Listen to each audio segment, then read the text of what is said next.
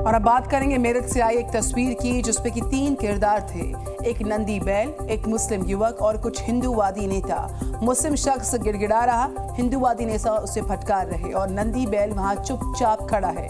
यूं तो mob lynching के नाम पर ऐसी तस्वीरें कई बार आई हैं, लेकिन आज हम आपको इसका एक अलग पहलू दिखाते हैं। भगवा कपड़ों में नंदी बैल के साथ भिक्षा मांगने वाले लोगों की अनदेखी कहानी सुनिए।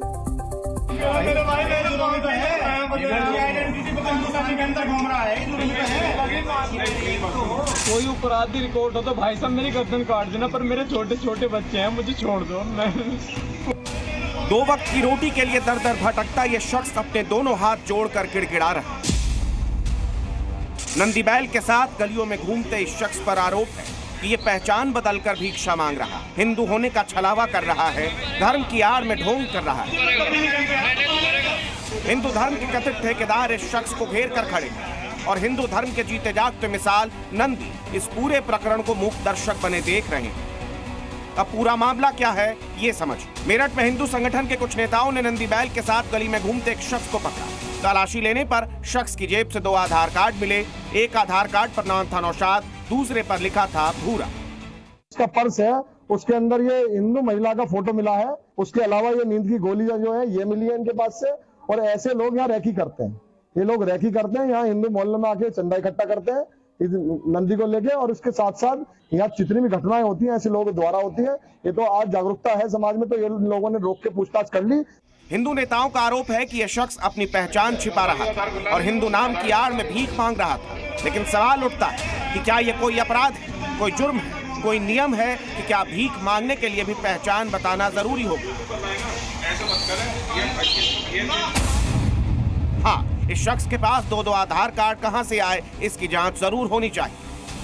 खैर, हिंदूवादी संगठन के कार्यकर्ताओं ने इस शख्स को नंदी बैल के साथ पुलिस को सौंप दिया, लेकिन पूरे मामले पर आरोपों के कटघरे में खड़े इस शख्स का क्या कहना है ये भी सुनना जरूरी है। क्या नाम है तुम्हारा? मेरा नाम जी भूरे है। आज क्या मामला हुआ है? इतना चौकी लाए हैं? मैं मुस्लिम जोगी हूँ, मेरे यहाँ से घूमने का काम है। मेरी 7-8 पीढ़ी इस काम को करती हुई आ रही। नंदी बैल पे घूमते हैं।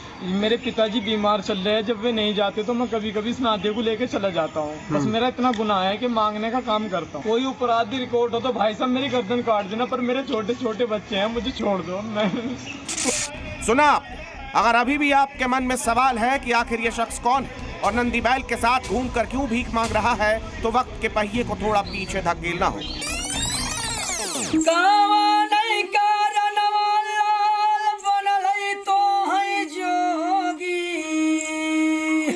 दरअसल एक वक्त था जब पूर्वी उत्तर प्रदेश में भगवा कपड़ा पहने, नंदी को साथ लिए सारंगी बजाते ऐसे कई लोग मिल जाते थे जो घूम घूम कर भिक्षा मांगते थे।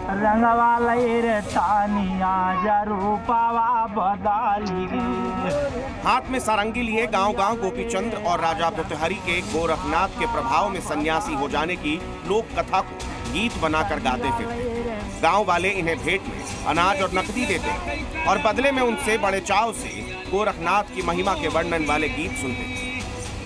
दरअसल पूर्वी यूपी और बिहार में ऐसे कई गांव हैं जहां मुस्लिम जोगी रहते हैं। ये मुस्लिम खुद को नाथ जोगी मानते हैं। गोरखनाथ के प्रभाव के चलते मध्यकाल में बड़ी संख्या में पिछड़ी मुस्लिम जातियों ने नाथ संप्रदाय में दीक्षा ली और योग साधना भक्ति का मार्ग चुना। हालांकि समय के साथ साथ नाथ जोगी दिखने कम हो गए और लोग भी इन्हें भूलते चले कि इस तरह का कोई पंथ भी था। लेकिन एक वक्त था जब मुस्लिम जोगी बहुतायत में थे। साल 2007 में पंजाब की एक रिपोर्ट में बताया गया कि मुसलमान योगियों की संख्या 38,137। साल 1921 की जनगणना में हिंदू योगी 6,29,000 के आसपास थे, जबकि मुस्लिम योगी 31,158। वहीं फकीर हिंदू 1,41,000 से ज्यादा। हालांकि बाद की जनगणना रिपोर्ट में इन लोगों का उल्लेख होना बंद है, तो योगी दिखना भी बंद हो गए। शायद यही वजह है कि कई लोगों को इनके अस्तित्व का अंदाजा ही नहीं।